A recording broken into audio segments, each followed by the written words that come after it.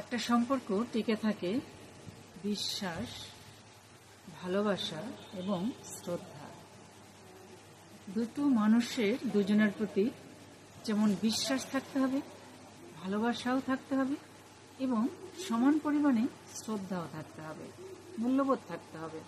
দুজন দুজনের মতামতকে, ইচ্ছা অনিচ্ছাকে গুরুত্ব দিতে হবে, মূল্যায়ন করতে হবে এবং বিশেষ করে শুধু বিশ্বাস রাখলেই হবে না, দুজন মানুষকে দুজনের প্রতি 100% বিশ্বস্ত থাকতে হবে।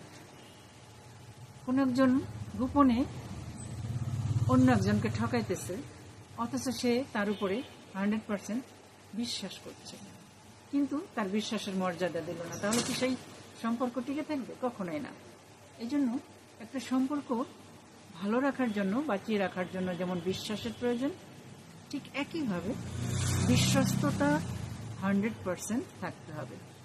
কারণ দুজনকেই দুজনের প্রতি 100% বিশ্বস্ত থাকতে হবে।